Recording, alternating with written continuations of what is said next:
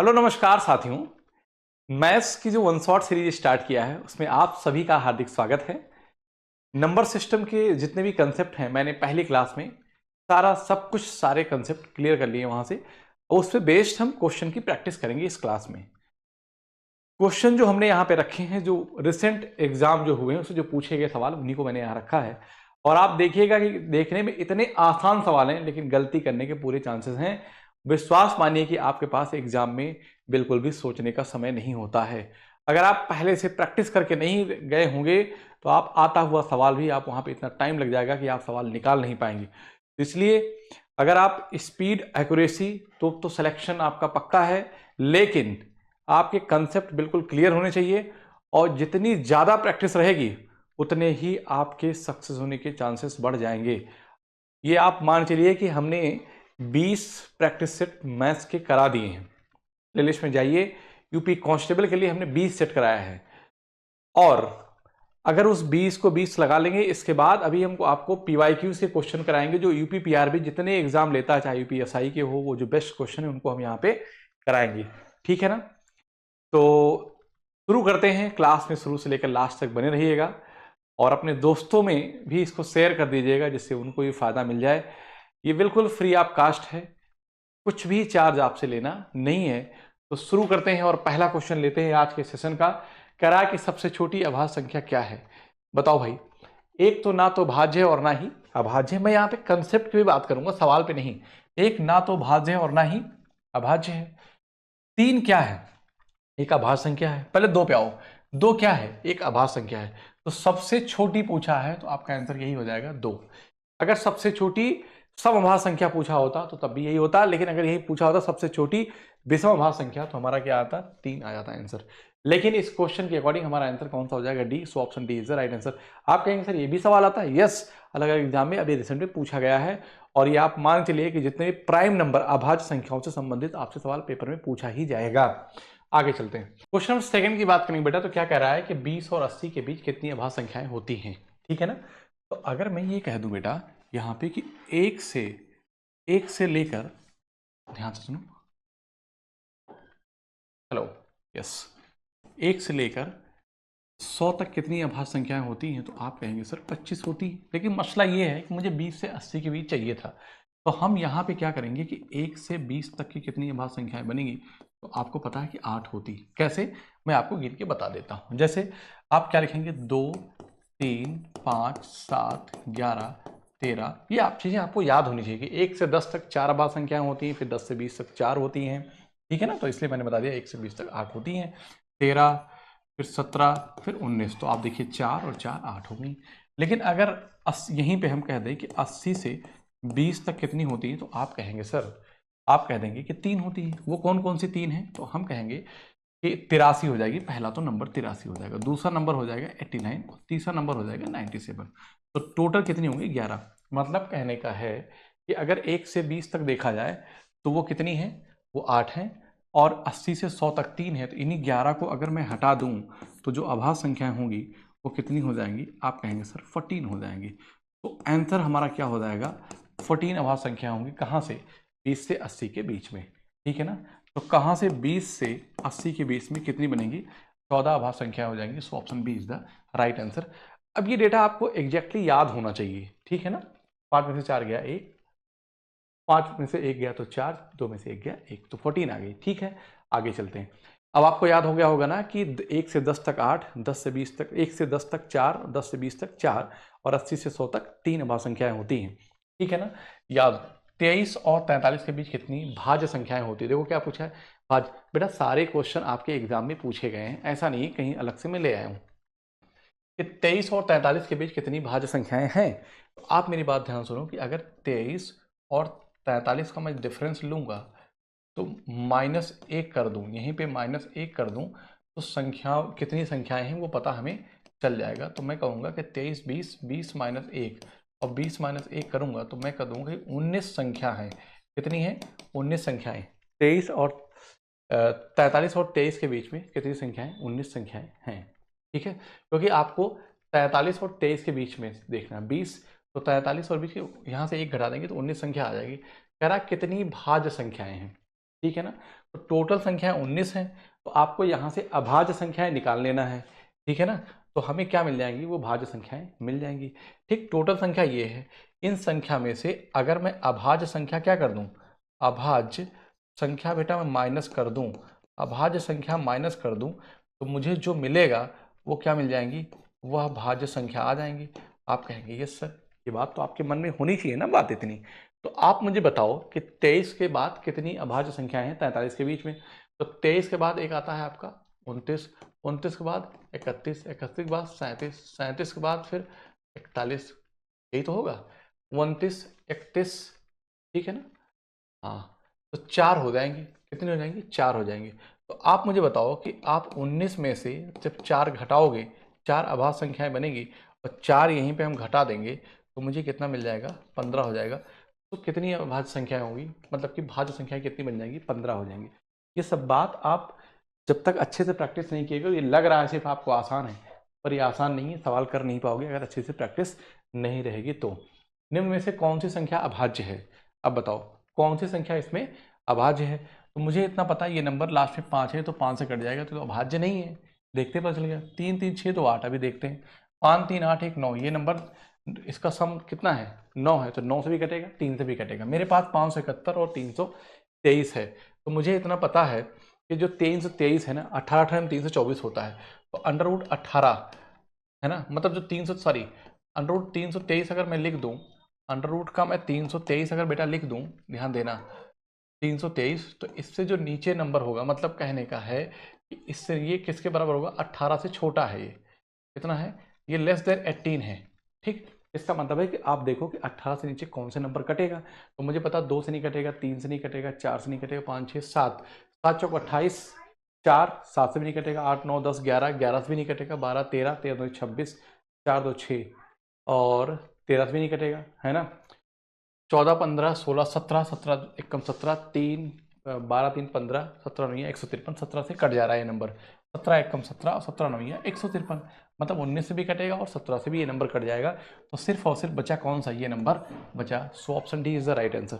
ध्यान दीजिएगा, इसको पता करेंगे, कैसे पता कर लेंगे, तो मैं कहूँगा 7 7 12 1 13, लास्ट में एक है, लास्ट में एक है। तो आपको ये पता है कि या तो नंबर क्या होना चाहिए, या तो नंबर 7 होना चाहिए, या तो नंबर 3 होना चाहिए, या 7 3, या 9 होना चाहिए, या 11 होना चाहिए, है ना, या 13 होना चाहिए, या 17 होना चाहिए, या 19 होना चाहिए। ठीक है, बात समझ में आई कि नहीं आई। तो आप देखिए, तो इन सभी नंबरों के पहाड़े में 21 एक आता है लास्ट में, लेकिन मुझे पता 3 से कटने वाला नहीं है, 7 से कटेगा नहीं, 7 से 56, 3 56 1 57, 7 से 9 से कटेगा नहीं, 11 से कटेगा नहीं, ठीक है ना, 13 से 13 चौको 52, 5 51, 13 से भी नहीं कटेगा, 17 से देखूंगा 17 से भी नहीं कटेगा, 17 3 51 6, 17 से भी नहीं कटेगा, 19 19 3 57, 19 से भी नहीं कटेगा। सो यही हमारा क्या हो जाएगा, एक अभाज्य संख्या है। बहुत अच्छी प्रैक्टिस होनी चाहिए। अगर एग्जाम में ऐसे सवाल आ जाएं, अगर आप जल्दी से नहीं निकल पा रहे हैं, तो आप इसको लास्ट के लिए रखिए, क्योंकि ये टाइम लगता है, ठीक है ना। आगे चलते हैं कि निम्न में से कौन सा कथन सत्य है। जो हमने पढ़ाया है कंसेप्ट उसी बेस्ड है कि एक अभाज्य संख्या है, बिल्कुल नहीं। एक ना तो भाज्य है और ना ही अभाज्य है। संख्या 2 को छोड़कर सभी अभाज्य संख्याएं विषम होती, यस, यही हमारा ऑप्शन हो जाएगा। टाइम वेस्ट करने की जरूरत नहीं है। 2 को छोड़कर जितनी भी संख्याएं होती हैं वो सभी क्या होती हैं, 2 एक ऐसी संख्या है जो अभाज्य तो है लेकिन सम संख्या है, ठीक है। तो यहाँ पे एग्जैक्ट पता चल गया बेटा। ऐसे एग्जाम अगर क्वेश्चन में, मतलब ऐसे क्वेश्चन अगर एग्जाम में आ जाए तो टाइम वेस्ट करने की जरूरत नहीं है। फिर आप सोचोगे इसको ही पढ़ो, 1 और 20 के बीच, अरे भाई ये पक्का यही है ना कि संख्या 2 को छोड़कर सभी अभाज्य संख्याएं कैसी होती, विषम होती। सही है, आगे तुरंत चले जाओ।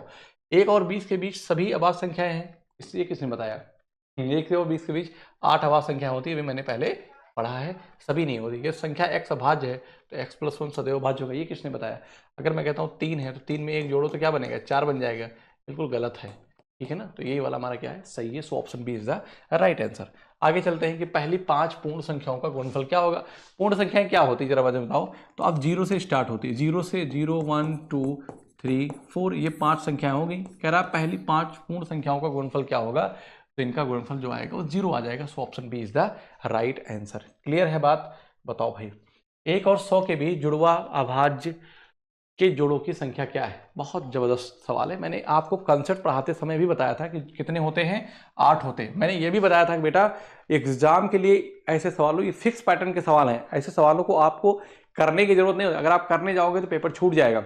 ऐसे सवाल इतनी प्रैक्टिस करके जाओ कि आपको रटा रहे, ठीक है ना। मैंने आपको बताया था कि जैसे क्या होता है 3, 5, देखो क्या क्या मैंने बताया था, बता देता हूं कि जुड़वा प्राइम वो नंबर होते हैं जो दो अभाज्य संख्याओं के बीच में 2 का गैप होता है, ठीक है ना। तो मैंने कहा कि 3 और 5, 5 और 7, ठीक है ना, 11 और 13, 17 और 19, ठीक है ना, 29 और 31, ठीक, और 41 और कितना होता है 43, ठीक, 59 और कितना होता है 61 होता है। याद रखना, अभी बता दे रहा हूं, 59 और 61, ठीक।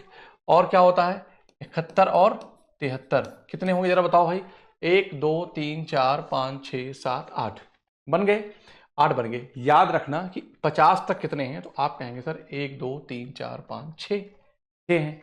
तो 1 से 50 तक कितने ट्विन प्राइम होते हैं, जरा आपसे पूछा जाएगा तो आप अपनी कॉपी में नोट कर लो बेटा इस बात को, ये बहुत इंपॉर्टेंट। आपको लग रहा है कि बहुत आसान, पर है नहीं ये चीजें।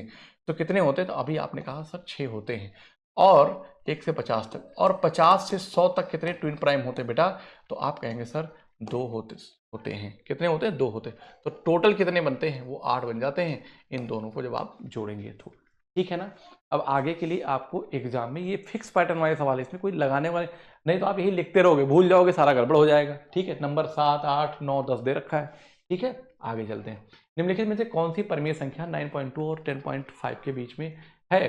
तो 9.2 से बड़ा कौन है? ये तो छोटा है, ठीक है, ये वाला बड़ा है, ये इसके और इसके बीच में है, ये तो छोटा है, ठीक है, और ये जो है ये इससे भी बड़ा है।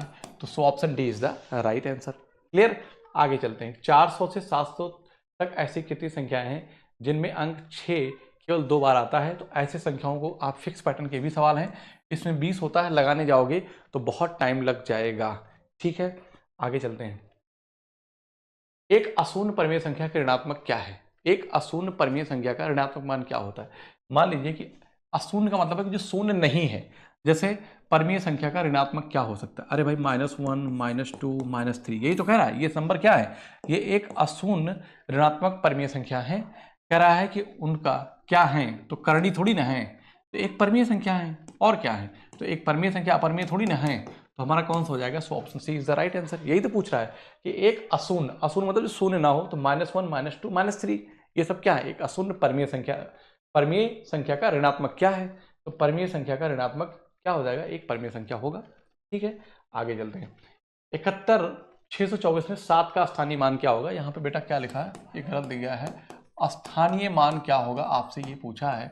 स्थानीय मान जब भी निकालते हैं तो इकाई, दहाई, सैकड़ा, हजार, 10,000, तो यहाँ पे क्या लिखेंगे? 7 × 10,000, तो आप कहेंगे बेटा कितना हो जाएगा?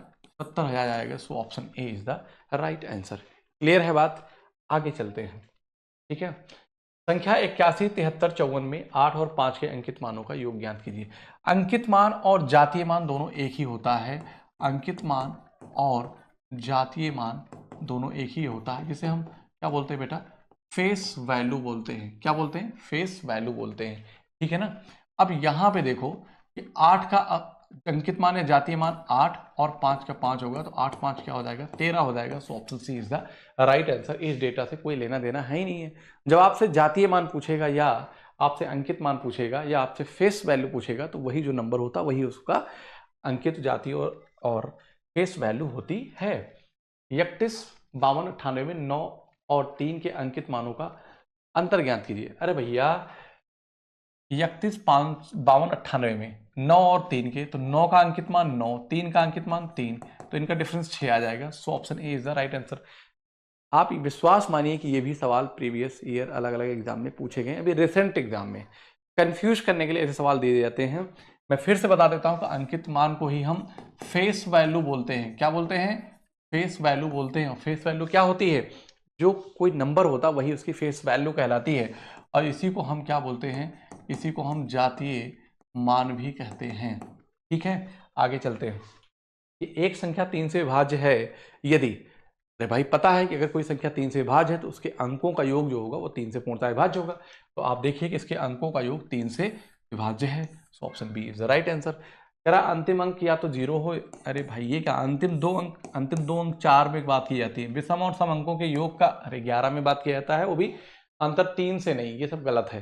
तो क्या कह रहा है कि अगर कोई संख्या 3 से भाज्य है तो उसके अंकों का योग 3 से पूर्णतः विभाज्य होना चाहिए। क्लियर है? आगे चलते हैं। निम्नलिखित में से कौन सी संख्या 24 से विभाज्य है? अगर कोई संख्या, मेरी बात समझना, अगर कोई संख्या 24 से विभाज्य है तो वो संख्या 3 और 8 दोनों से होगी।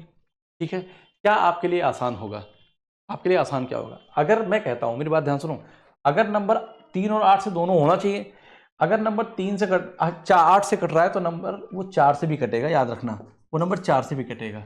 तो 4 से 17 चौक 68, 12 68, सब नंबर 4 से कट रहे हैं। 8 से मैं चेक करना पड़ेगा, तो मैं 8 से चेक कर लूँ तो 8 है 64 2 और 28 नहीं आता है 8 के पाने में, ये नहीं बनेगा। 8 9 72, 4 8 45, ये तो 8 से कट जा रहा है, तो मैं 3 से चेक करूंगा तो 6 और 6 7 4 11, ये नंबर 3 से नहीं कट रहा है। नंबर 8 और 3 दोनों से कटना चाहिए, ये नंबर 8 से तो कट जा रहा है लेकिन 3 से नहीं कट रहा है, इसलिए नंबर 24 से नहीं कटेगा। यहां पे आऊंगा तो मैं कहूंगा कि 24 8 512 होता है, नंबर 8 से कटेगा। 3 से चेक कर लो 9, ठीक है, और 5 4 9 2 1 3, ये नंबर 9, ये नंबर 8 और 3 दोनों से कट रहा है, तो मैं कहूंगा यही आंसर बनेगा, यही आंसर बनेगा। चेक कर लो, 8 के पहाड़े में 8 1 8, ठीक, 8 2 16, 8 से भी कट रहा है, लेकिन क्या नंबर 3 से कटेगा? नहीं कटेगा। ये नंबर 8 से तो कट रहा है लेकिन नंबर 3 से नहीं कटेगा। कैसे? देखो, 9 6 6 और 8 2 10, 10 3 पहाड़े में आता है? नहीं आता। So option B is the right answer. यही तरीका है मतलब कहने का कि अगर कोई संख्या 24 से विभाज्य है तो वो संख्या 3 और 8 दोनों से पूर्णतः कटनी चाहिए।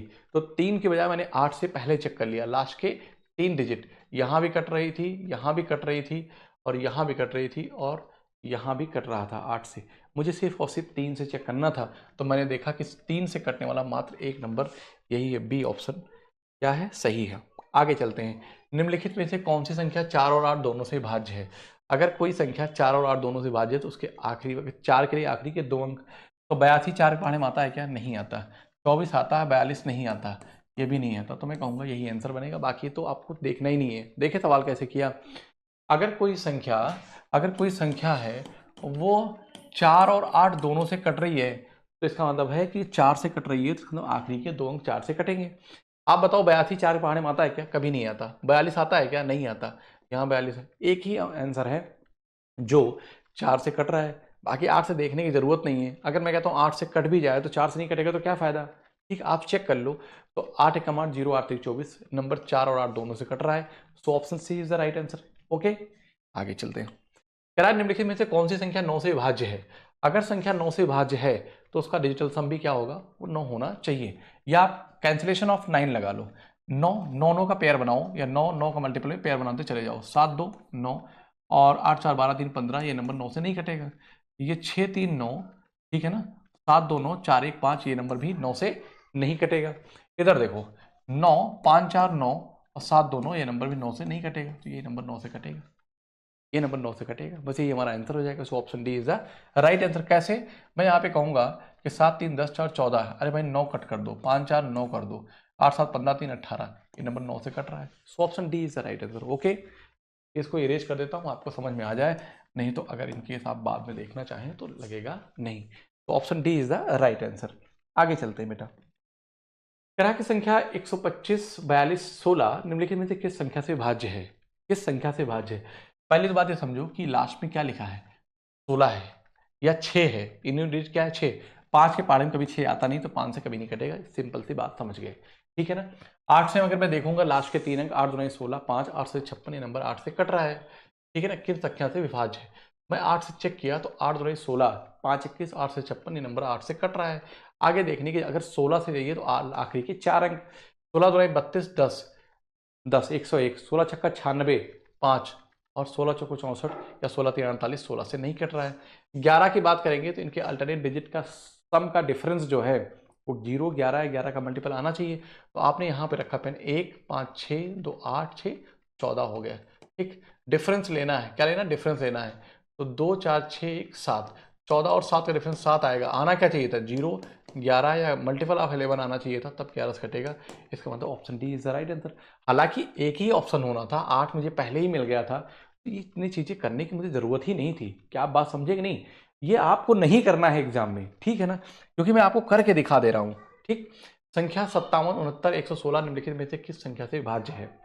क्या कह रहा है कि संख्या 57, 69, 116 निम्नलिखित में से किस संख्या से विभाज्य है? किस संख्या से विभाज्य है? आप मुझे बताओ। 4, 5 से तो हो नहीं सकती, क्योंकि 5 के पहाड़े में कभी आता नहीं है। ये क्वेश्चन हो गया क्या?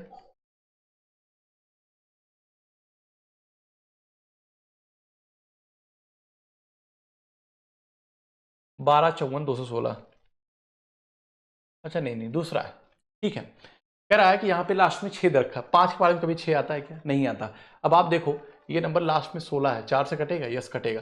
अब आप इसके लास्ट के 3 डिजिट चेक करो, क्या ये 4 से तो कट रहा है, ठीक है ना, 4 से कट रहा है, हो सकता है 8 से भी कट रहा हो।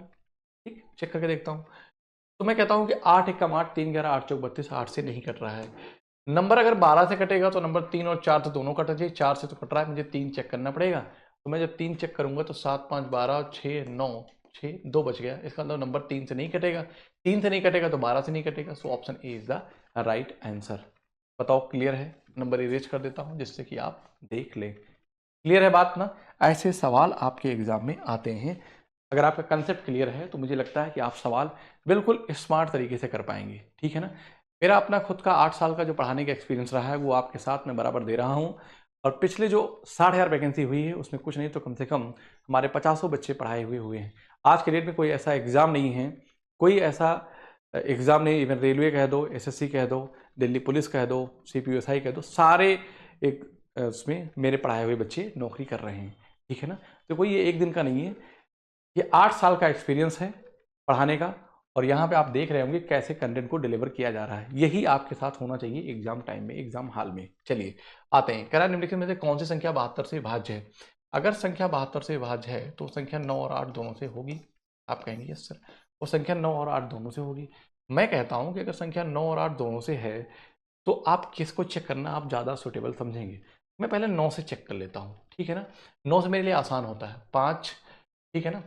ये 5 4 सॉरी ये 9, ये 5 4 9 और 8 7 15 3 18, ये नंबर 9 से कट रहा है। चलो ठीक है, ये 9 से कट जा रहा है, ठीक है ना। अभी मैं नहीं कह सकता नंबर 8 से भी कटना चाहिए। अगर मैं चेक करना चाहूँ तो 8 9 72 और 6 78 8 28 64, ये नंबर 9 और 8 दोनों से कटा, तो मैं कह सकता हूँ गारंटी यही आंसर बनेगा। क्यों? अरे भैया 4 ऑप्शन है, मोर देन 1 या मोर देन 2 तो नहीं है ना, तो कहाँ से हो जाएगा? तो एक बन गया, मतलब ये नंबर जो है ये 9 और 8 दोनों से कट रहा है। भाई 8 पे लास्ट के 3 डिजिट, 8 9 72, 6 78 8 64। अगर यहाँ पे बात करें तो देखो क्या हो जाएगा, 8 4 12 6 18 और 18 8 26 2 28, ये नंबर 8 से 9 से मतलब 9 से नहीं कटेगा, ठीक है ना। यहाँ पे देख लो तो 5 4 9 4 4 4 4 8 7 15 3 18, ये नंबर 9 से कट रहा है लेकिन नंबर 8 से नहीं कटेगा। देखो कैसे, 8 चौक 32 और 2 34, 8 चौक 32 2 34 8 3 24, ये नंबर 9 और 8 दोनों से कट जा रहा है। ये भाई कैसे हो गया? इसका मतलब है इन्होंने ऑप्शन गलत रखा है। मैं चेक कर रहा था, 5 4 9, ठीक है ना, और 7 3 10 4 14 4 18, ये नंबर 9 से कट रहा है, ठीक है ना। नंबर 9 से कट रहा है तो 8 से चेक करेंगे तो लास्ट के 3 8 चौक 32 2 34 और 8 3 24, इसका मतलब 9 और 8 दोनों से कट रहा है। क्या मैंने यहाँ गलती कर दी क्या? फिर 9 से चेक करूँ, 9 5 4 9 8 7 15 3 18, 9 से कट रहा है। 8 से चेक करूंगा तो 8 9 72 6 78 और 8 28 64, इसका मतलब बेटा यहाँ पे इन्होंने ऑप्शन गलत रख दिया है। ये दोनों ऑप्शन ए और D, option A and D दोनों क्या होगा, बोथ जो हैं वो क्या हैं, करेक्ट हैं, बोथ करेक्ट आंसर हैं। बताओ भाई समझ में आया कि नहीं आया? आप कहेंगे यस सर। इसको भी चेक कर लो तसल्ली के लिए। मैं कहता हूँ 8 1 9, ठीक है ना, 6 6 12 4 16 और 2 18, नंबर तो क्या कर रहा है ये? अच्छा कौन सा विभाज्य नहीं है? ओफो, ये भी नंबर 8 और 9 से कट रहा है, ये भी नंबर 8 और 9 से कट रहा है। हमसे पूछा नहीं पूछा है, इस पर मैंने ध्यान नहीं दिया, नहीं पूछा है। तो इसका मतलब आपका ऑप्शन यहाँ पे कौन सा बन जाएगा? ये वाला हो जाएगा, ठीक है ना।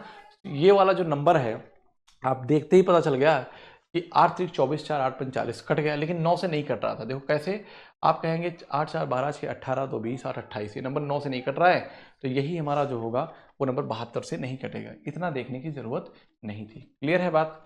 समझ में आई कि नहीं आई? क्वेश्चन नंबर 20 की बात करें बेटा, क्या निम्नलिखित में से कौन सी संख्या 72 से विभाज्य नहीं है? अगर संख्या 72 से विभाज्य नहीं है तो मेरी बात ध्यान समझना, समझो मेरी बात को। कौन सी नहीं है, नहीं पे फोकस करना है। किस पे? नहीं पे।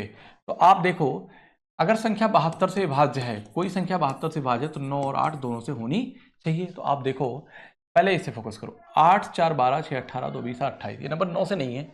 जब नंबर 9 से नहीं है, 8 से अगर होगा भी, 8 1 24, मतलब 8 1 24, 4 8 45, 8 से तो है लेकिन 9 से नहीं है, तो मैं कहूंगा ये नंबर 72 से नहीं कर सकता। यही हमारा आंसर हो जाएगा। बाकी आपको टाइम वेस्ट करने की जरूरत नहीं है। यहां पे देखो 8 9 72, 8 5 40, 8 1 8 0, 8 2 16, 8 चौक 32, 8 3 24, 9 से चेक कर लो, 9 5 4 9, 8 7 15 3 18, 9 से भी कट रहा है, 8 से भी कट रहा है।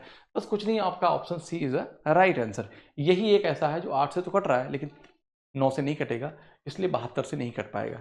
ठीक है, आगे चलते हैं। निम्नलिखित में से कौन सी संख्या 44 से पूर्णतः विभाज्य है? 44 से पूर्णतः, अगर कोई संख्या, बेटा कोई संख्या अगर 44 से विभाज्य है तो वह संख्या 11 और 4 दोनों से होगी। वो संख्या 11 और 4 से दोनों होगी। तो 4 से देखिए सारे नंबर कट रहे हैं। 4 के पहाड़े में 32 भी आता है, 44 भी आता है, 92 भी आता है। मुझे सिर्फ और सिर्फ 11 पे फोकस करना है। अल्टरनेट डिजिट का सम 5 1 6 3 9, ठीक, 5 2 7 2 9, ये नंबर 4 और 11 से दोनों कट रहा है, तो मैं कहता हूं ये बनेगा। ये नंबर किससे कटेगा? नंबर 44 से भी कटेगा। तो मैं गारंटी के साथ कह सकता हूं कि आंसर वही होगा जहां पे ऑप्शन 1 होगा। तो देखो, ये एलिमिनेशन मेथड है, इसका मतलब ये नहीं हो सकता और ये नहीं हो सकता, क्योंकि 1 तो हमें दिख गया, मिल गया। अब आप ना 3 और 4 को ही चेक करो और मत चेक करो किसी को।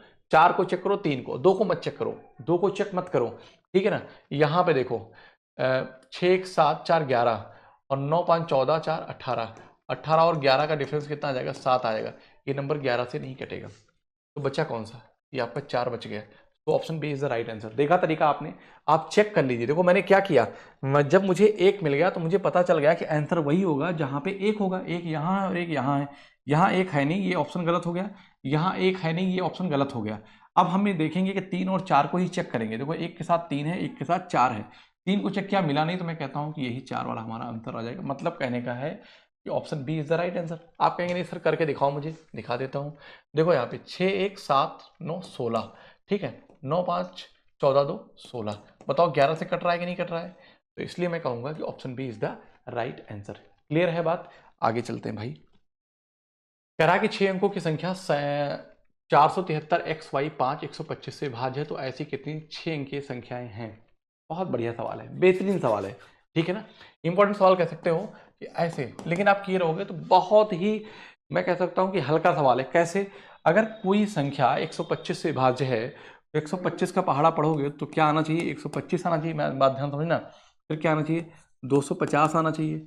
लेकिन आप ये देखिए कि लास्ट में 5 है, लास्ट में 5 है, इसका मतलब ऑड नंबर से मल्टीप्लाई करूंगा तो आएगा। तो मैं कहूंगा 1 से मल्टीप्लाई करूँ तो 125, इसका मतलब एक्स वाई की वैल्यू कितनी हो जाएगी? 12 हो जाएगी। ध्यान समझना, ये संभव मान है, 6 अंक की संख्या बनेगी। आप ये कह सकते हैं बेटा कि 473125, एक नंबर ये बनेगा।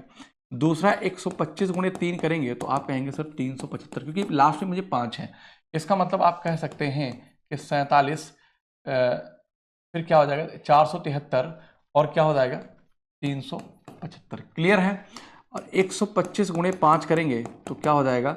625 हो जाएगा। कितना हो जाएगा? 625 हो जाएगा। तो आप यहाँ पे क्या लिख देंगे? 625 और ये 473 तो रहेगा ही, एक नंबर ये भी हो गया। फिर आप क्या करेंगे? 125 गुणे 7 करेंगे तो 7 25 7 150, सॉरी 25 छक्का 150, 25 से 125, तो 800 कितना हो जाएगा? 25 हो जाएगा। 825 हो जाएगा, ठीक है ना। 825 हो जाएगा। इसका मतलब है कि 473 और 825 कितने संभव मान मिल गए? 4। आपके मन में और होगा सर आगे क्या करूं? आगे आप 9 रखोगे ना, तो 900 और 25 अट्ठे 225, ये 275, वो 1000 के ऊपर 4 अंकों में चला जाएगा। इसलिए ये 4 संभव मान है। So option B is the right answer. मजा आया कि नहीं? ये बहुत ही बेहतरीन सवाल था आपके लिए। आगे चलते हैं। करा कि 3 पावर 8 को 7 से विभाजित करने पर शेषफल क्या होगा? रिमाइंडर थ्योरम आपने पढ़ा दिया है, मैंने कंसेप्ट वहां पे अगर आपने सीखा होगा तो देखो कि जब मैं 3 की पावर 8 को 7 से डिवाइड करूंगा तो मुझे इतना पता है कि 3 की पावर में 4 लिख दूं और 3 की पावर 4 लिख दूं, क्योंकि ये मुझे पता है कि a की पावर m इंटू ए की power n is equal to a की पावर m प्लस n होता है। तो 4 4 8 हो जाएगा। मतलब इसको मैंने ऐसे लिख दिया, बटे का 7 कर दिया।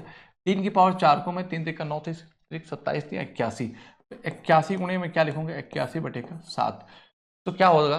12 7 84, मतलब 11 से 77, तो यहाँ क्या बचा 4 और यहाँ क्या बचा 4 रिमाइंडर, 4 चौक 16। इस 16 को फिर से 7 से डिवाइड करूंगा तो रिमाइंडर कितना आ जाएगा बेटा 7 9 14 2 आ जाएगा। Option D is the right answer. Clear? ये इतनी अच्छी आपको प्रैक्टिस आपकी होनी चाहिए, ठीक है ना। लेकिन ये तभी संभव है जब आप खूब ज्यादा आप प्रैक्टिस करेंगे। तो जितने सवाल करा दे रहे हैं अभी इसमें पूरे वन शॉट में जितने भी क्वेश्चन जाएंगे इससे बाहर आपके एग्जाम में क्वेश्चन नहीं आना है नंबर सिस्टम के, ये आप मेरा विश्वास मानिए, ठीक है ना। आगे चलते हैं। कह रहा है कि 4 की पावर 999 को 7 से विभाजित करने पर शेषफल क्या होगा। जब आपको 4 की पावर 999 को 7 से विभाजित करेंगे तो 4 चौक 16 चौक 64। मुझे इतना पता है कि अगर मैं 4 का क्यूब कर दूं और इसको 333 कर दूं तो बेटा 7 करूंगा तो 4 का क्यूब होगा क्या 64। 64 की पावर 333/7 तो 7 9 63। आप कहेंगे 63 प्लस 1 की पावर 333/7। आप यहाँ देखिए कि हम यहाँ पे क्या कहेंगे, यहाँ रिमाइंडर क्या आएगा बेटा 0 आ जाएगा और यहाँ 1 की पावर 333। इसका मतलब जो फाइनल रिमाइंडर आएगा वो क्या आ जाएगा 1 आएगा। तो option C is the right answer. बताओ यहाँ तक किसी बच्चे को अगर डाउट हो तो आई होप कि बहुत मज़ा आ रहा होगा। अगर अच्छा लग रहा है तो अपने दोस्तों में इस चैनल को क्लास को लाइक करें और शेयर करें, चैनल को सब्सक्राइब जरूर कर लें, ठीक है ना। पूरी कंप्लीट मैथ और रीजनिंग आपको यहाँ पे मैं देने वाला हूँ और बिल्कुल ऑथेंटिक कंटेंट रहेगा, कोई फालतू की चीज़ें यहाँ पे नहीं मिलेंगी। इस 4 अंकों की संख्या आपको लग रहा है ना सवाल आसान, आप बनाइएगा एक बार, रोक रोक के सवाल बनाइएगा, फिर आपको पता चलेगा कि सवाल वास्तव में अच्छे थे कि नहीं थे, बन रहे हैं आपसे कि नहीं बन रहे हैं। यदि 4 अंकों की संख्या x 6 7 y 9 से पूर्णतः भाज्य है तो x प्लस वाई का न्यूनतम मान क्या होगा। बहुत बढ़िया सवाल है। अब चूंकि 9 से विभाज्यता का नियम कहता है कि अंकों का सम 9 से डिवाइड होना चाहिए। 7 6 13 plus X plus Y 13 plus X plus Y. अगर मैं कहता हूं कि 13 में मैं क्या जोड़ दूं जो 9 से कट जाए तो 13 में मैं जोड़ दूं 5, एक्स प्लस वाई का मान क्या हो जाए 5 हो जाए। आपसे पूछा है न्यूनतम, पूछा है ना न्यूनतम मान क्या होगा, तो आप कहेंगे सर 5 रख दो तो 13 5 क्या हो जाएगा 18, और जो कि 9 से डिवाइड करेंगे तो रिमाइंडर क्या आ जाएगा 0, अर्थात पूर्णतः डिवाइड हो जाएगा, ठीक है। तो यहाँ पे आंसर क्या बनेगा 5। आपसे वही पूछा है कि x प्लस वाई का मान क्या होगा, तो डायरेक्ट x प्लस वाई का मान 5 आ गया। आई होप कि आपको बहुत अच्छा लगा होगा और मजा भी आया होगा, ठीक है। क्वेश्चन नंबर 26 की बात करेंगे बेटा, तो क्या कह रहा है कि 4 अंकों की संख्या x 5 8 y 9 से पूर्णतः विभाज्य है तो x प्लस वाई का न्यूनतम मान क्या होगा, ये हमसे पूछा गया है क्वेश्चन में। तो हम ये कहेंगे कि अगर संख्या 4 अंकों की है, 4 अंकों की है, तो हमें ये पता है कि अगर कोई संख्या 9 से भाज्य है तो उसके अंकों का सम भी 9 से कटेगा। तो हम क्या करेंगे यहाँ बेटा जोड़ेंगे x, आप ऐसे जोड़ दो x प्लस वाई और ये कितना है 8 5 13। तो आप मुझे बताइए कि 8 में मतलब कहने का कि 13 में मैं क्या जोड़ दूं तो जो 9 से कट जाए। तो आप ये जानते हैं कि अगर यहाँ पे सर आप 5 लिख दीजिए 13 5 18 तो आराम से कट जाएगा, कटेगा नहीं कटेगा, इसका मतलब तो option D is the right answer. यही हमसे पूछा है कि x प्लस वाई का न्यूनतम मान क्या होगा, तो x प्लस वाई का न्यूनतम मान जो होगा वो 5 होगा। ऐसे क्वेश्चन आपके एग्जाम में मिलेंगे, ये आप विश्वास मानिए, ठीक है। कह रहा है जब एक संख्या को 15 से विभाजित किया जाता है तो सिर्फ 9 बचता है। जब एक संख्या है x, इसको 9 से विभाजित किया जाता है तो आपका जो रिमाइंडर है ना क्या बचता है 9 बचता है। ध्यान दीजिएगा, जब उसी संख्या को 5 से विभाजित किया जाता है तो शेषफल क्या होगा। तो रूल ये कहता है कि जब किसी संख्या के साथ जो ऑपरेशन परफॉर्म करेंगे हम वही सेम काम शेषफल के साथ करते हैं। मतलब कहने का ये हुआ कि जो संख्या x है, कह रहा है कि अगर संख्या को 5 से विभाजित किया जाए तो शेषफल क्या होगा। तो मैं कह रहा हूं कि उसी संख्या मतलब, तो मैंने संख्या को 5 से किया तो रिमाइंडर को क्या करूंगा मैं 5 से भाग करूंगा, ठीक है ना। और आपको पता है कि 5 से करूंगा तो 5 एकम 5 और रिमाइंडर कितना आ जाएगा 4 आ जाएगा। So option D is the right answer. ऐसे सवालों में आपको पेन उठाने तक की जरूरत नहीं होती है। जैसे उसने कहा कि एक संख्या को 15 से विभाजित करने पर 9 शेष बचता है, उसी संख्या को 5 से विभाजित करने पर आपको डायरेक्ट यहीं पे 9 को 5 से डिवाइड कर देते हम, तो जो रिमाइंडर आता वही हमारा फाइनल आंसर बन जाता। तो हम कहते हैं कि 4 हमारा आंसर है, ठीक है। बात आगे चलते हैं।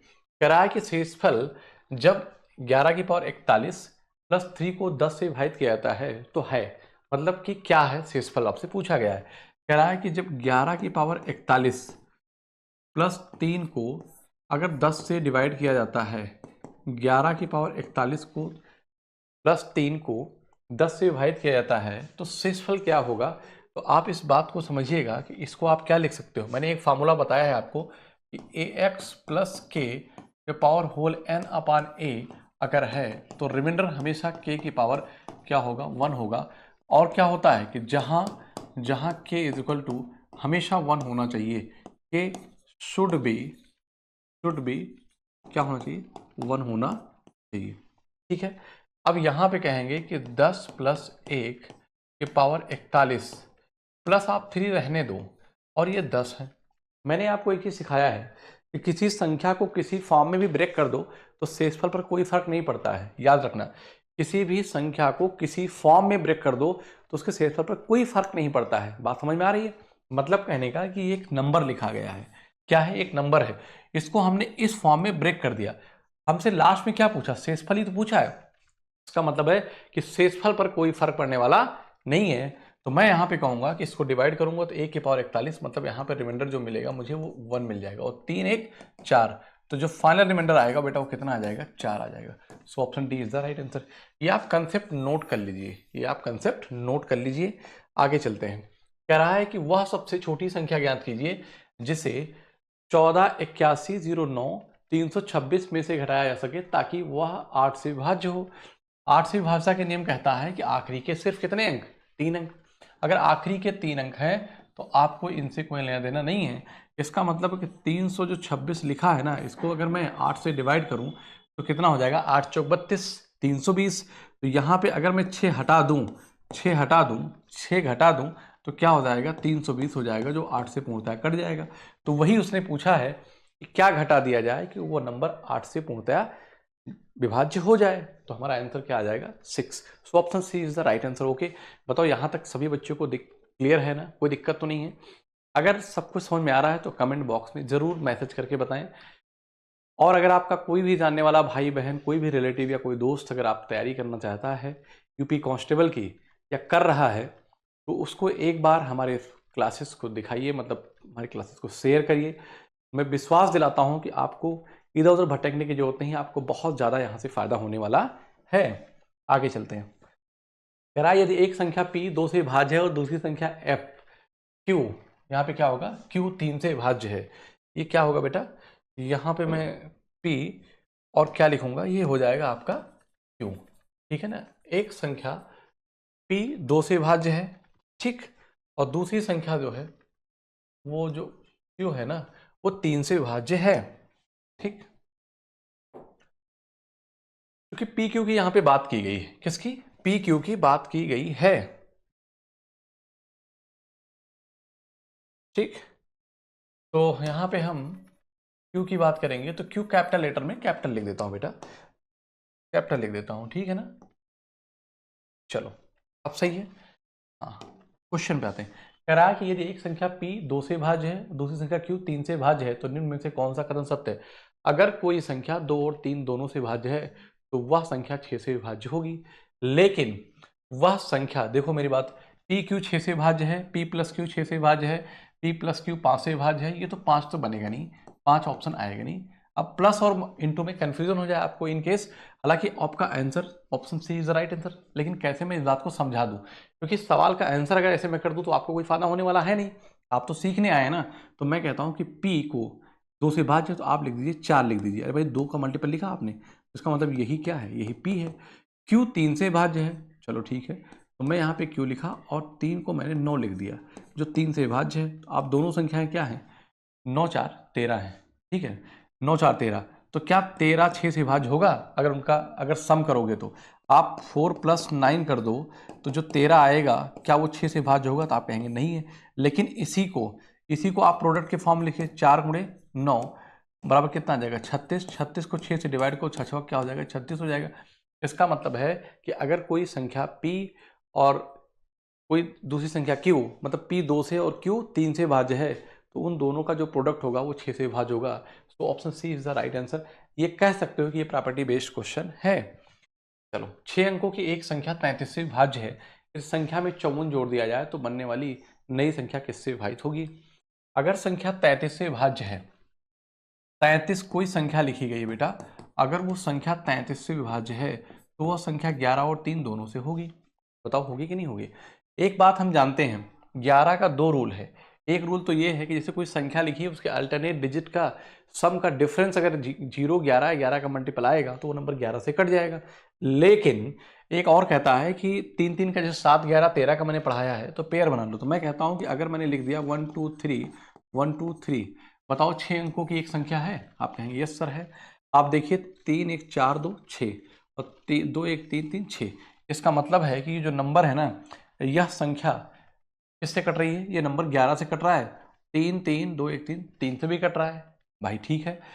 तो अगर 3 और 11 से कट रहा है तो नंबर 33 से भी कटेगा। तो इसका मतलब आपको संख्या मिल गई। संख्या क्या हुआ? मिल गई। तो प्रैक्टिस पे डिपेंड करता है बेटा, आप प्रैक्टिस किए रहेंगे सवाल कर पाएंगे, नहीं तो आप सोचते रहेंगे। और आपको बता दूं एग्जाम में आपके पास सोचने का वक्त रहता नहीं है। तो मैंने क्या लिखा कि 1 2 3 1 2 3, और इसको अगर मैं 33 से डिवाइड करता हूं तो 11 और क्या आ जाएगा? 3 आ जाएगा। 11 और 3 होगा। ध्यान से समझो, कह रहा है यदि संख्या में 54 जोड़ दिया जाए, ये संख्या है, अगर इस संख्या में मैं 54 जोड़ दूं तो किससे विभाज्य होगा, यही आपसे पूछा है। भाई ठीक है, आप जोड़ दीजिए। 4 3 क्या हो जाएगा? 7 5 2 7, बाकी तो वही रहेगा 1 2 3 1 1 2 3 1, ये हो गया। आप मुझे बताओ ये नंबर किससे विभाज्य है? ऑप्शन चेक कर लो। 5 से तो है नहीं और 2 से तो है नहीं, क्योंकि 2 से 5 से कटने के लिए आखिरी अंक 5 चाहिए और 2 से कटने के लिए एक सम संख्या चाहिए। 3 और 7 है, 3 से चेक करूंगा, मेरे लिए आसान है। तो 2 1 3 7 7 14 1 15 3 18 2 20 21, 3 से कट रहा है तो मैं कहूंगा so option A is the right answer. 7 से तो नहीं कटेगा, ठीक है ना। आप क्या करोगे, इसका ऐसे यहाँ से डिफरेंस ले लो, ठीक है ना, और डिफरेंस लोगे तो 54 ही तो आएगा। अरे भाई 177 177, 13 7 का रूल क्या कहता है? 123, इनका आप अंतर ले लो तो ये 4 और ये 5, ये आ गया 54। यहाँ पे 54 जोड़ा तभी तो आया ऐसे नंबर। 54 क्या 7 से कटेगा? नहीं कटेगा। तो नंबर 7 से भी नहीं कटेगा, तो ये चेक करने की जरूरत नहीं थी, आपको 3 पे ही दौड़ के जाना था, ठीक है ना। लेकिन ये बातें डायरेक्ट आप नहीं जान पाओगे, जब आप प्रैक्टिस करते रहोगे, पढ़ते रहोगे धीरे धीरे धीरे धीरे तो चीजें आएंगी, ठीक है। आगे चलते हैं। पी और क्यू के अशून्य मानों का निम्नलिखित में से कौन सा युग्म 6 अंकों की संख्या 674 पी क्यू 0 को 3 और 11 दोनों से विभाज्य बनाता है? बहुत बेहतरीन सवाल है, बेहतरीन सवाल है। कह रहा है कि पी और क्यू के अशून्य मानों, मतलब कि शून्य नहीं है, 1 2 3 समथिंग हो सकता है लेकिन 0 नहीं है, कौन सा युग्म 6 अंकों की संख्या जो लिखा गया है 674 पी क्यू 0 है ना, वो 3 और 11 दोनों से विभाज्य बनाता है? वो 3 और 11 दोनों से विभाज्य बनाता है। तो मैं पहले अगर 3 की बात करूंगा तो मैं कहूंगा कि 7 से 13 4 17, तो 17 प्लस पी प्लस क्यू। मेरी बात ध्यान समझना, अब ये नंबर 3 से कटेगा। अगर नंबर 3 से कट रहा है तो यहाँ पे या तो 1 होना चाहिए पी प्लस क्यू की वैल्यू, लेकिन पी प्लस क्यू की वैल्यू अगर 1 है तो 1 तो 0 बनेगा, तो मतलब ये वाला आंसर आप हो ही नहीं सकता, 1 तो बनेगा नहीं। तो 17 1 जोड़ा आपने, ठीक है ना, तो 21 17 4 5 जोड़ दिया आपने, ठीक। 17 5 कितना हो जाएगा? सॉरी 4, 17 4 21, ये क्या हो गया बेटा? 4 हो गया 21। और 21 के बाद फिर क्या आता है आपका? 3 × 24, ठीक, तो क्या आ जाएगा? 7 आ जाएगा। बस इतने पे ही फोकस करो। इसका मतलब दोनों अंकों का सम पी और क्यू का मान या तो 4 बनेगा या तो 7 बनेगा। आप देखो ये 5 4 9 है, ये नहीं होएगा। यहाँ 5 2 7 है, ये 2 2 4 है, ये 4 2 6 है। मतलब या तो ऑप्शन बी बनेगा या तो डी बनेगा। अब आप कहेंगे इसको कैसे डिवाइड करेंगे? क्योंकि नंबर 3 से विभाज्य है ना, लेकिन 11 से भी है, तो आप क्या करेंगे कि अब इन दोनों को अगर 4 रखना चाहते हैं तो एक एक 2 रखेंगे ऑप्शन से, यहाँ पे फिर 2 रख देंगे। तो आप कहेंगे 6 4 10, 2 12 और 7 दोनों, तो 2 सेटिस्फाई नहीं किया ना, 2 सेटिस्फाई नहीं किया, तो फिर क्या करेंगे हम? 7 रख देंगे। 7 रखेंगे तो मैं कहूँगा कि 6 4 10 2 12, इसका मतलब इसका मान मैं क्या रख दूँ बेटा? क्यू का मान मैं 2 रख दूँ और इसका मान मैं क्या रख दूँ? 5 रख दूँ, तो मुझे ये पता चलेगा कि 7 5 12 है ना। ऐसे तो लिखेंगे 6 7 4 5 2 0, यही तो हो गया। मतलब पी और क्यू का मान 5 और 2। हालांकि आप कुछ ना दिमाग लगाते तो ऑप्शन से भी सेट कर सकते थे, लेकिन हमने ऑप्शन को यहाँ पे कुछ किया नहीं, मैंने एलिमिनेट किया है, ठीक है।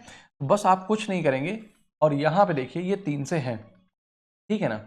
तो यहाँ मेरी बात ध्यान सुनो, 6 7 4 5 2, 3 और 11 दोनों से विभाज्य है। आप चेक करिए, 6 4 10 2 12, 7 5 12, 11 से कट रहा है।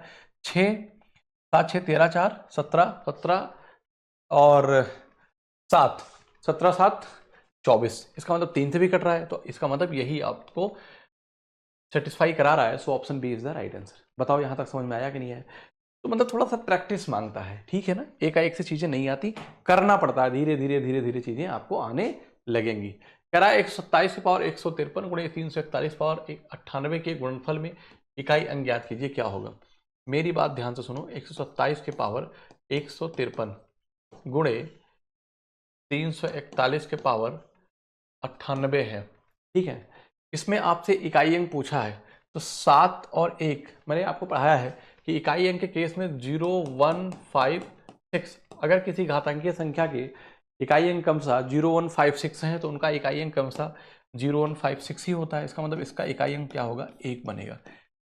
और क्या बताया था मैंने? 2 3 7 8 के केस में 4 की साइक्लिसिटी चलती है। इसका मतलब पावर को 4 से डिवाइड करेंगे तो 13 चौको 52, यहाँ रिमाइंडर कितना आ जाएगा? 1 आ जाएगा। रिमाइंडर 1 आएगा तो 7 की पावर 1, मतलब इसका इकाई अंक 7 होगा। तो 7 एकम क्या आ जाएगा? 7 आएगा। So option D is the right answer. अगर चीजें पूरी समझ रहे हैं अच्छे से तो मुझे विश्वास है कि आपको पेन तक लगाने की जरूरत नहीं है और अब डायरेक्ट आप आंसर लिखेंगे, ठीक है बात। आगे चलते हैं। अब इस संख्या में मतलब क्या कह रहा है कि इकाई स्थान का अंक ज्ञात कीजिए, क्या होगा? तो देखो 4 × 32 के 2, 2 से 14 के 4, 4 से 12 के 2। मैं कहता हूं क्या आएगा? आप कुछ मत करो, सिर्फ इकाई जो नंबर दिए गए हैं उनके इकाई अंक को ही मल्टीप्लाई करते चले जाओ। तो यहां पे क्या हो जाएगा? 2 हो जाएगा। So option A is the right answer, ठीक। यदि x बराबर 164 की power 169 plus 333 power 337 minus 727 power 726 है तो x का इकाई अंक क्या है? तो x का इकाई अंक क्या है? तो मेरी बात ध्यान समझिएगा, 4 के केस में हम लोग इवन ऑड देखते हैं। क्या देखते हैं? 4 के केस में हम सम और विषम देखते हैं। अगर सम है तो 6, 4 के केस में अगर विषम है तो हम कहते हैं कि 4 होता है। भैया आपको यहाँ पे हम कंसेप्ट भी सारे बता रहे हैं, ऐसा नहीं है कि आप अगर बीच में भी आ गए सपोज दैट फिर भी आपको समझ में आएगा, ये विश्वास मानिए। ऐसा नहीं है कि हम सवाल के आंसर निकाल के भाग जा रहे हैं, ठीक है ना। दरअसल क्या है, मैंने पहले कंसेप्ट समझाया, फिर से सवाल आया, फिर से हम समझा रहे हैं। तो ये चीज़ें करना पड़ता है क्योंकि एक बार में चीज़ें आती नहीं। जैसे आपने पढ़ा, कंफ्यूज हो गए, तो जब चीज़ें बार बार करते जाते हैं तो चीज़ें आपको याद आती हैं, ठीक है ना। कोई चीज़ हवा में नहीं आएगी, थोड़ा पेशेंस रखने की ज़रूरत होती है। दुनिया में अगर कोई चीज़ आपको हासिल करना है तो बिना पेशेंस आप कुछ नहीं कर सकते, चाहे जितनी आप ताकत लगा लें, ठीक है बात। चलो भाई, फिर क्या करा? इसका मतलब है कि ये पावर ऑड है, और जब पावर ऑड है तो इकाई अंक कितना आ जाएगा बेटा? आप कहेंगे सर 4 आ जाएगा। कोई दिक्कत? 3 के केस में 4 की साइक्लिस चलती है। किसमें किसमें? 2 3 7 8 में, 3 और 7 है दोनों में। तो यहाँ पे 4 से डिवाइड करेंगे, 4 9 36 1 आएगा, तो इसका इकाई अंक क्या हो जाएगा? 3 आ जाएगा। बताओ भाई, आएगा ना। यहाँ पे 4 से डिवाइड करेंगे तो 4 छंग 24, रिमाइंडर क्या आ जाएगा? 2 आएगा, और 2 आएगा 7 से 49, मतलब कितना? 9 होगा। तो 4 3 7 है ना, और 9 7 16, कितना बनेगा भाई? 3 4 छंग 24, 2 26, 7 से 49 के 9, ठीक है। यहाँ पे आपका विषम है ना, हाँ, तो 4 आ जाएगा, और 4 9 36, तो 1 3 एकम 3, 4 3 7, कितना होगा? 7 + 9 बराबर किसके? 16 के। तो जो इकाई अंक आएगा, तो x का मान हमसे पूछा है। अच्छा हाँ ठीक है, तो x का इकाई अंक क्या होगा? तो भैया कुछ नहीं होगा, x का इकाई अंक 6 ही आएगा। ऑप्शन में नहीं है, कोई बात नहीं। अगर ऑप्शन में नहीं है तो आप एक ऑप्शन ये लिख लीजिए, अगर मैं यहीं पे लिख दूं इसको e, तो 6 ही आपका आंसर होगा। कैसे? 4 3 7 और 9 कितना बनेगा? 16 बन जाएगा। मतलब जो भी संख्याएं बनेगी उसका इकाई अंक क्या आ जाएगा? 6 आ जाएगा। तो यहाँ पे 6 बनेगा, यही हमारा क्या बनेगा? आंसर बनेगा। ऑप्शन पे मत जाओ, ठीक है।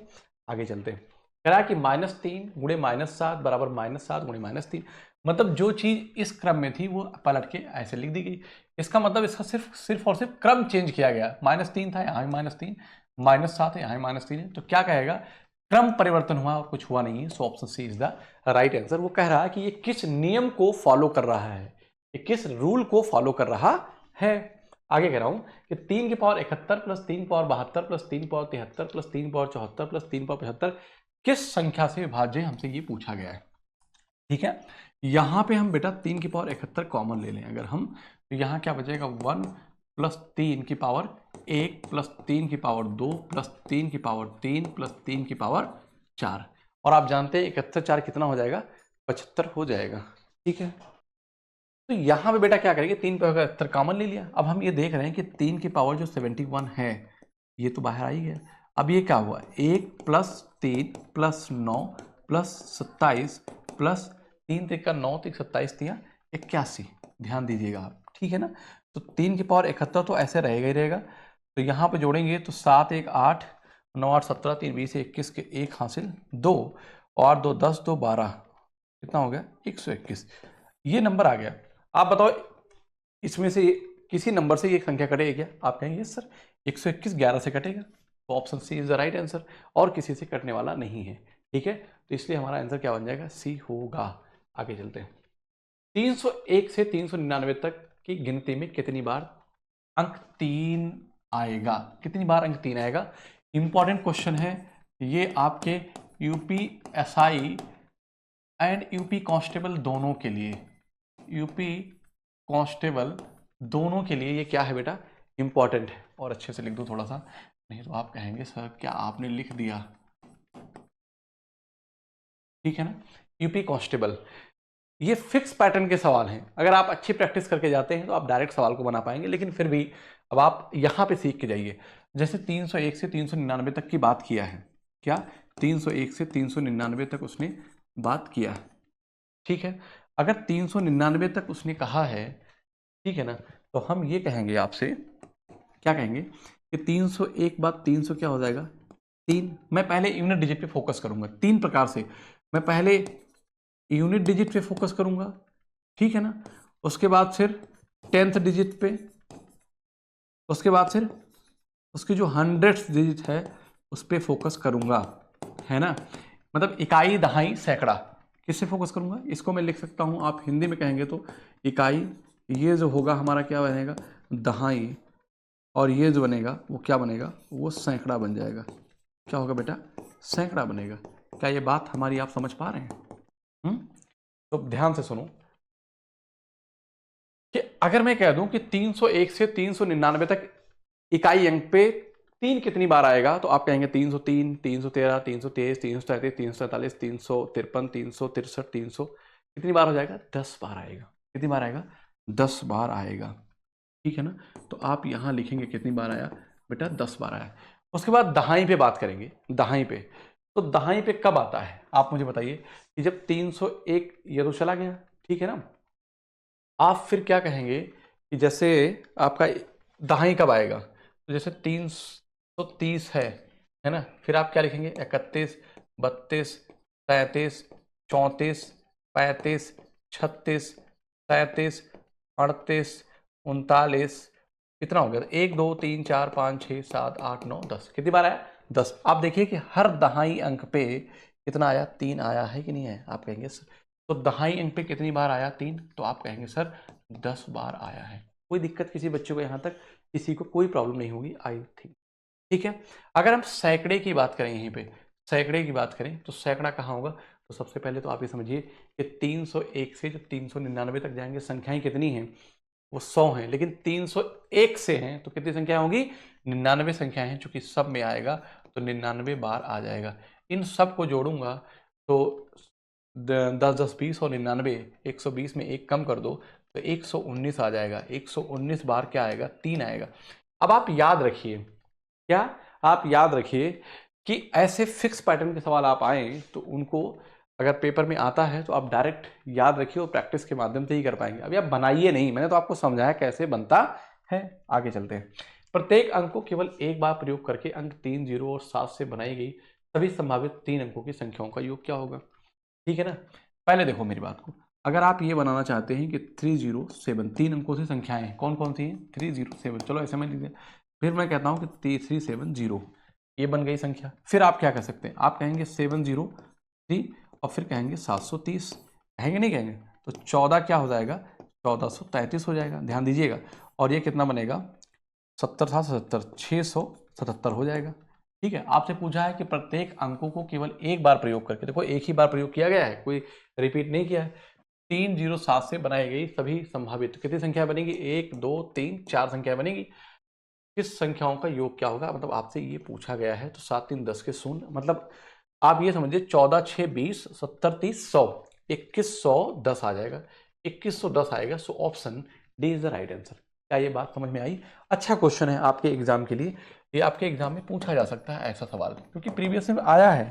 ठीक है, इसमें कोई सवाल ऐसा नहीं है जो आपके एग्जाम में ना आया हो, कहीं ना कहीं आया ही है।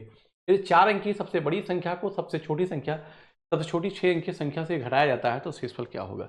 आप मेरी बात सुनिए, यदि 4 अंक की सबसे बड़ी संख्या को सबसे छोटी 6 अंक की संख्या से, सबसे छोटी जो 6 अंक की संख्या होगी वो क्या होगी? तो आप कहेंगे सर 6 अंक की संख्या बन गई। और 4 अंक की सबसे बड़ी जो संख्या होगी वो क्या होगी? वो ये हो गई, है ना। घटाया जाए तो शेषफल नहीं, शेष क्या बचेगा ये आपसे पूछना चाहिए था। यहाँ पे शेषफल नहीं होगा, यहाँ पे शेषफल नहीं होगा। ठीक है बात, तो आप कहेंगे यस सर।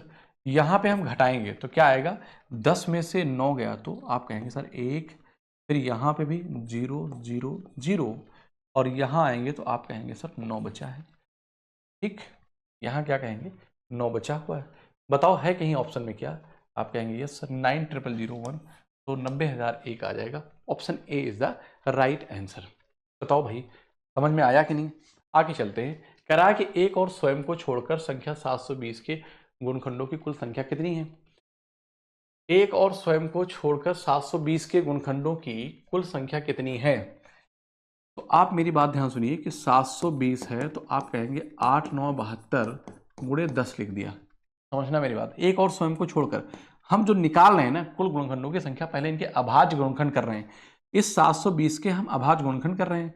तो अब 8 गुणे 9 जो लिखा है ना, इसको मैं 2 गुणे 5 लिख दूंगा। मेरी बात समझना, तो 8 दुनी 16, और 16 को लिखूंगा 2 की घात 4, और 3 का स्क्वायर लिखूंगा, फिर क्या लिखूंगा 5 घात 1 लिख दूंगा। बताओ ठीक है ना। तो एक और स्वयं को छोड़कर 720 के गुणनखंडों कुल संख्या। तो जब गुणनखंडों की, अब आप देखिए मैंने क्या किया, मैंने कुल उसके अभाज्य गुणनखंड कर लिए। ये क्या किया मैंने, इस अभाज्य गुणनखंड मैंने बना लिया। ठीक, अभाज्य गुणनखंड ये हो गए।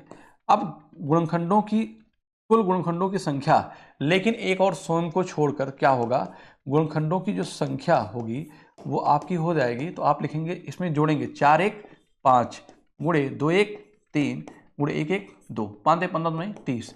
लेकिन ये तो हो गई क्या, कुल गुणनखंडों की संख्या।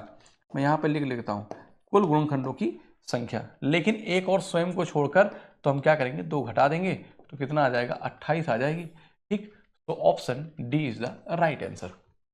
बताओ भाई, इसका मतलब पहले मैंने उसके अभाज्य गुणनखंड किया। क्या किया? पहले मैंने उसके अभाज्य गुणनखंड किया, उसके बाद कुल गुणनखंडों की संख्या निकालने के लिए 30 - 2 कर दिया, ये हो गया। ठीक है, यदि 12,600 बराबर P cube Q square into R square into S की पावर n, जहां पी क्यू आर और एस आरोही क्रम में क्रमागत अभाव संख्याएं हैं, तो 3p + 2q - r + s का मान क्या है? तो देखो मेरी बात ध्यान सुनो, यदि 12,600 लिखा गया है, अब 12,600 को आप 126 गुणे आप क्या करेंगे, 100 कर देंगे। मेरी बात सुनना, और 100 को लिखेंगे 25 गुणे 4, पहले 25 गुणे 4 लिखेंगे ना, और इसको क्या करेंगे आप 63 दूना, तो 7 9 63 गुणे 2। ठीक है ना, अब बन गया आपका। तो आप यहाँ क्या कहेंगे, 4 दूनी 8, मतलब क्या हो गया, 2 का क्यूब, फिर 3 का स्क्वायर, उसके बाद फिर 5 का स्क्वायर, उसके बाद 7 घात 1। जो मैंने लिखा है, कह रहा कि जब पी क्यू आर और एस आरोही क्रम में, बढ़ते हुए क्रम में, लिख दिया ना मैंने 1200 जो 12,600 जो लिखा है उसके मैंने अभाज्य गुणनखंड किया, और अभाज्य गुणनखंड को मैंने आरोही क्रम बढ़ते हुए क्रम में लगा दिया। तो कहता कि पी क्यू आर एस, इसका मतलब है कि आपको ये पता हो जाना चाहिए कि ये जो 2 है ना, ये पी है, ये क्यू है, और ये आर है, और ये क्या है, एस है। तो बस कुछ नहीं करना, सीधे वैल्यू पुट करके रख दो। तो 3p, 3 का p का मान कितना है, 2 है, तो 3 गुना कितना हो जाएगा 6, प्लस q 3 है, तो 3 गुना क्या हो गया 6, माइनस r, r की वैल्यू क्या है 5, प्लस s की वैल्यू क्या है 7। ठीक, तो 6 6 12 7 19, 6 6 12 और 7 19, 19 - 5 होगा तो क्या हो जाएगा 14 आ जाएगा। तो आप कहेंगे यस सर, तो option C is the right answer. कोई दिक्कत किसी बच्चों को यहाँ तक? तो यहाँ से भी हमने क्या किया, पहले अभाज्य गुणनखंड बनाया, उनको आरोही क्रम में लिखा, और फिर यहाँ पे वैल्यू पुट कर दिया, डायरेक्ट मेरा आंसर आ गया। कराक 6 के पहले 12 गुणजों का योग क्या होगा? 6 के पहले मतलब पहला जो होगा 6, फिर 12, फिर 18 ऐसे ऐसे रहेगा। तो जब 12 गुणज होंगे तो 12 गुणे 6 मतलब 12 छंग क्या बन जाएगा, 72 बन जाएगा। तो ये जो बनेगी ना, ये पूरी एक क्या बन जाएगी, एपी सीरीज बन जाएगी। क्या बनेगी बेटा, एपी सीरीज बन जाएगी। क्या बनेगी, एपी सीरीज बनेगी। तो एपी सीरीज जब बनाते हैं ना, तो इनके जो सभी पदों का जो सम होगा वो क्या बनेगा, तो हम कहते हैं कि समांतर श्रेणी के, समांतर जो श्रेणी है ना, n पदों का जो योग होता है वो फार्मूला क्या होता है, तो आप कहते हैं कि n/2 first term plus last term, ये भी एक फार्मूला होता है। मुझे पता है टोटल कितने टर्म है, अब से पहले 12 गुणज 12 है, तो 12 डिवाइड बाई क्या हो जाएगा, 2 हो जाएगा। और पहला टर्म 6 है और लास्ट टर्म क्या है, 72 है। तो 72 6 78, कितना हो गया, 78। ठीक, तो 12 गुणे सॉरी इसको क्या लिखूंगा, 2 छंग 12, तो ये 6 हो जाएगा और इंटू क्या हो जाएगा 78। तो 6 थे 48 के 8 हासिल 4 और 6 से 42 4 कितना हो जाएगा, 42 हो जाएगा। तो आप कहेंगे कि 468 बनेगा। So option C is the right answer. यहां से आप देख लेते तो ये भी कहते हैं कि आंसर वही होगा जो 3 का मल्टीपल होगा, 13 6 78। ठीक है, 13 का भी मल्टीपल होगा। तो यहाँ पे देखिए 8 4 12 और 6 3 का मल्टीपल था, तो 13 का मल्टीपल आप चेक कर लेते। इतना ज्यादा भी करने की जरूरत नहीं थी, आंसर वही होगा जिसका यूनिट डिजिट 8 होगा। तो ना तो ये हो सकता था और ना ये हो सकता था। अगर मैं ये कहूं कि 7 6 42 400 समथिंग आना था, देखते ही पता चल गया था, तो आपको ये करना नहीं था। पहले 10 प्राकृतिक संख्याओं के वर्गों का योग क्या होगा, चलो बताओ भाई। पहले 10 प्राकृतिक संख्याओं के वर्गों का योग क्या होगा, तो आप जानते हैं जैसे क्या है, पहले 10, 1 का स्क्वायर प्लस 2 का स्क्वायर प्लस 3 का स्क्वायर प्लस 4 का स्क्वायर प्लस 5 का स्क्वायर प्लस 6 का square plus dot dot dot. पहली कितने 10 प्राकृतिक संख्याओं के वर्गों का योग, तो ये ऐसे हो गया। ठीक है ना, कितना हो गया 10। यही आपसे पूछा गया इनका सम क्या होगा, तो आप ये कहेंगे कि पहली 10 प्राकृतिक संख्याओं के वर्गों का जो योग होगा, हम इसको क्या लिखेंगे, n into N plus one, है ना, sorry n into N plus one into 2n+1/6 मैं लिख देता हूं। प्रथम n प्राकृतिक संख्याओं के वर्गों का योग, बार बार आपको पढ़ने की जरूरत होती है, लिखने की भी जरूरत मेरी होती है। मैं लिखूंगा प्रथम n जो प्राकृतिक संख्या, प्रथम n प्राकृतिक संख्या के जो वर्गों का योग है, वर्गों का योग जो होता है वो क्या होता है, n into N plus one into 2n+1 divide by क्या होता है 6 होता है ना। तो हम क्या कहेंगे, n की वैल्यू कितनी है जरा बताओ, तो आप कहेंगे कि प्रथम 10 है, तो आप 10 रखिए। क्या रखेंगे 10, तो 10 गुणे 11 गुणे 10 गुणे 20 21 डिवाइड बाई 6, तो है ना, डिवाइड बाई 6। तो मैं कहूंगा कि 2 तिहाई 6 और 2 पंचे 10 और 3 सते 21, आंसर वही होगा जो 11 का मल्टीपल बनेगा। आंसर क्या होगा, 11 और 5 दोनों का होगा। 5 से सारे नंबर कट रहे हैं, 11 से 77, ऐसा कहता हूँ 77 गुणे 5 7 35 350 के आसपास बनेगा, तो यही बन जाएगा। तो ऑप्शन हमारा क्या बनेगा, सी इज द राइट आंसर। प्रथम 10 प्राकृतिक संख्याओं के वर्गों का योग का फार्मूला आपका ये होता है, मैंने आपको बता दिया। ये आप कहेंगे सर क्यों लिखा, मैंने इसे लिखा कि अगर आपको नहीं पता है तो जब आप चीज़ों को बार बार, मैंने मानना है ये आप किसी चीज़ को जब बार बार करते हैं तभी आपको समझ में आता है, चीज़ें लर्न होती हैं। ठीक है ना, आगे चलते हैं। कह रहा है 0 और 52 के बीच किस सभी विषम संख्याओं का योग क्या होगा।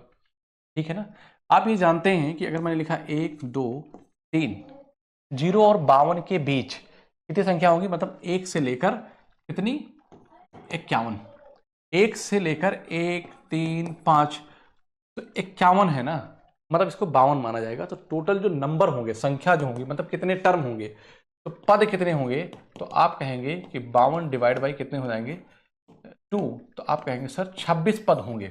मतलब 0 और 52 के बीच में कितनी विषम संख्याएं होंगी, तो आप कहेंगे 26 संख्या होगी। और आपको पता है कि प्रथम n विषम संख्याओं का जो योग होता है वो n² होता है। इसका मतलब है कि जो आपका आंसर आएगा 26 676, कितना होगा 676। इन्होंने ऑप्शन में रखा नहीं है, यहाँ पे इन्होंने कहीं मिस्टेक कर दिया, तो मैं लिख देता हूँ, तो कोई दिक्कत की बात नहीं है।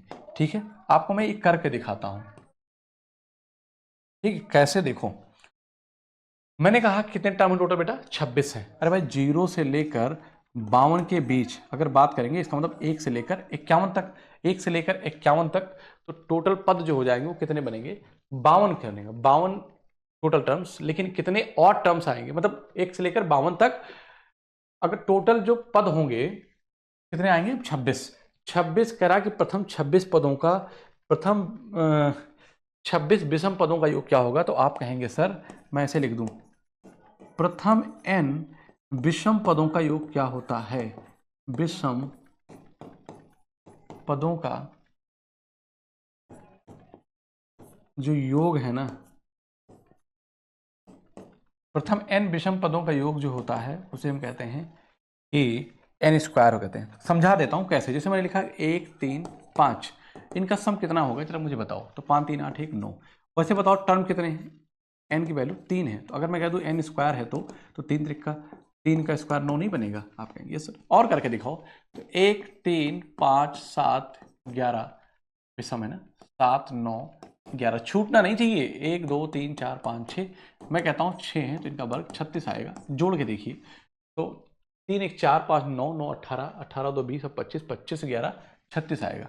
सो ऑप्शन समझ में आई बात कि नहीं आई, इसलिए मैं कहूँगा कि n स्क्वायर बनेगा तो 26 है, तो 26 का जो स्क्वायर बनेगा वो 676 होता है, ठीक है ना। So option D is the right answer. Clear है बात, आगे चलते हैं। करा यदि 1 स्क्वायर ठीक plus 2 square plus 3 square plus dot dot dot plus 14 का स्क्वायर है, ठीक है ना, बराबर इज इक्वल टू 1015 है, तो 3 का स्क्वायर 6 का स्क्वायर 9 का स्क्वायर डॉट डॉट डॉट 42 के स्क्वायर किसके बराबर होगा, ध्यान देना। तो मैं कहता हूं कि यदि 1 स्क्वायर 2 स्क्वायर 3 स्क्वायर 14 के स्क्वायर इतना दे रखा है, ये 3 स्क्वायर है, हमसे ये पूछा गया है, तो देखो ऐसे लिखा है 3 स्क्वायर प्लस 6 का स्क्वायर ठीक प्लस 9 का स्क्वायर, मतलब 3 के पहाड़े में लिख बनता चला गया, फिर 12 का स्क्वायर ठीक है, उसके बाद फिर क्या बनेगा 15 का स्क्वायर, ऐसे dot dot dot dot dot dot dot plus 42 का स्क्वायर 42 का स्क्वायर, इनका सम क्या होगा यही मुझे बताना है। तो मैं कहता हूँ भैया कि 3 नहीं 6, अगर मैं 3 का स्क्वायर कॉमन ले लूँ तो मुझे पता है यह क्या बनेगा, 1 स्क्वायर प्लस 2 का स्क्वायर प्लस 3 का स्क्वायर प्लस 4 का square plus dot dot dot 14 3 42, तो आप यही कहेंगे ना कि ये जो आएगा टर्म ये 14 का स्क्वायर बन जाएगा। और आपको पता है कि इतने की वैल्यू क्वेश्चन में आपको दे रखी है, क्या 1 का स्क्वायर 2 का स्क्वायर 3 के स्क्वायर का डॉट डॉट 14 के स्क्वायर का सम जो है वो 1015 है, तो 3 त्रिका क्या हो जाएगा 9, 9 गुणे 1015, तो अगर मैं 9 को 1000 से गुणा को 9000 15 में 135 9135 आ जाएगा, ओह 9135 आ जाएगा। So option A is the right answer, ठीक है। आप यही यहाँ पे डायरेक्ट, अच्छा सवाल है तो, पर कुछ है नहीं, लेकिन फिर भी आपको प्रैक्टिस में लाने की जरूरत है, ठीक है ना, तो ठीक सवाल है। आगे चलते हैं, क्वेश्चन नंबर 47 की बात करूंगा बेटा। ये कह रहा है कि 10 अंकों की संख्या 7 5 4 6 2 a 9 7 b 6 72 से विभाजित है तो 8a माइनस 4b का मान क्या होगा, ये हमसे पूछा गया है, ठीक है। इसको हम चाहे तो और सिंप्लीफाई कर सकते हैं, कैसे मैं कहूँगा, लेकिन कोई फायदा नहीं होगा, कोई फायदा होगा नहीं।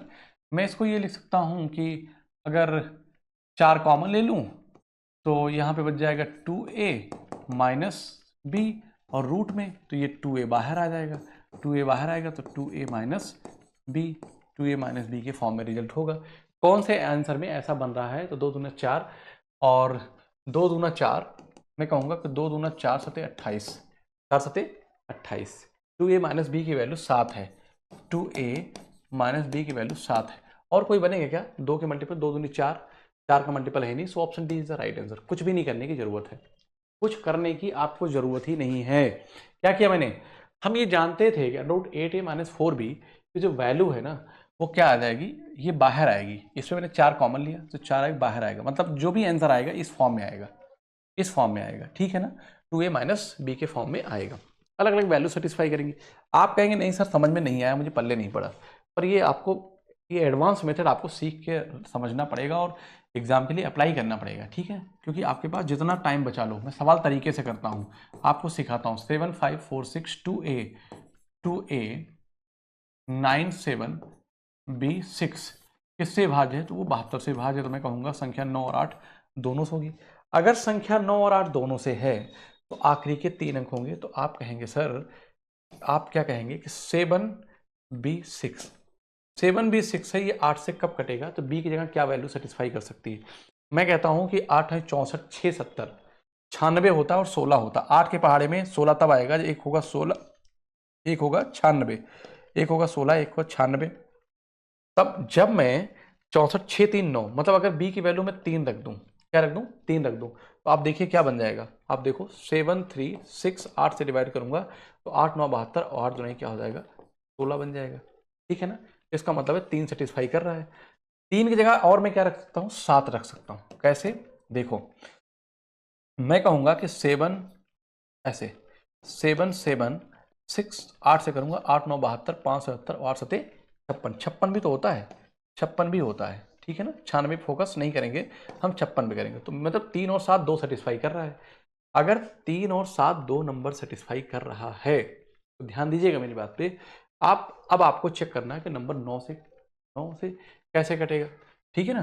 तो आप 3 रख के चेक करोगे कि 7 रख के चेक करोगे, यही जानना है। तो मुझे ऐसा 3 की वैल्यू मैं ले लूँ, 7 पे फोकस नहीं करूंगा, मैं 3 करूंगा। तो देखो यहाँ पे 5, 4, 9, 7, 2, 9। ठीक है ना? और यहाँ पे मैं 3 लिख ही देता हूँ, ऐसे 3। तो 6, 3, 9, ये 9 और 7, 6, 13 और इसकी वैल्यू क्या हो जाएगी? 5। तो यहाँ पे क्या मिल जाएगा मुझे? 5 8 40, 40 माइनस क्या हो जाएगा? 3 लिया है तो 12 हो जाएगा। तो कितना आ जाएगा? अंडर रूट का 28। तो option D is the right answer. हालांकि ये सब कहानी सोचने करने की जरूरत नहीं थी, मैंने डायरेक्ट आंसर निकाल लिया था। ठीक है, आगे चलते हैं। इस संख्या 478265 प्लस 25481459x 8 से विभाज्य है, तब x का न्यूनतम मान क्या होगा? x का न्यूनतम मान क्या होगा, ये हमसे पूछा है।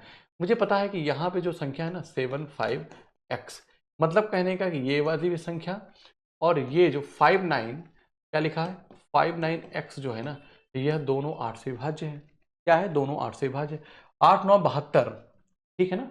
72, 3, 75। इसका मतलब x की वैल्यू में क्या रख दूं बेटा? तो आप कहेंगे सर 2 रख दो, तो कट जाएगा। और 8 सते 56, 4, 56, 3, तो यहाँ पे क्या हो जाएगा? 2 हो जाएगा।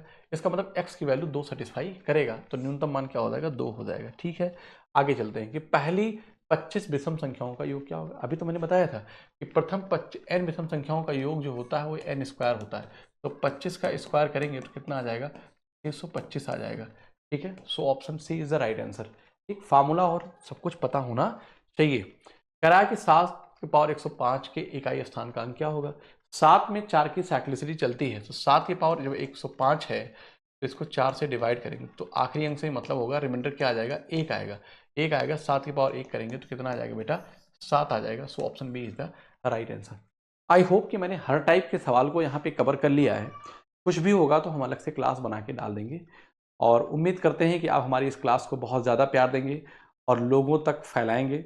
अगर अच्छा लगा तो कमेंट जरूर करिएगा और अपने दोस्तों में शेयर करना मत भूलिएगा। तो आज के लिए इतना रखते हैं, मिलते हैं आपसे अगली क्लास में। तब तक के लिए आप सभी को थैंक यू सो मच।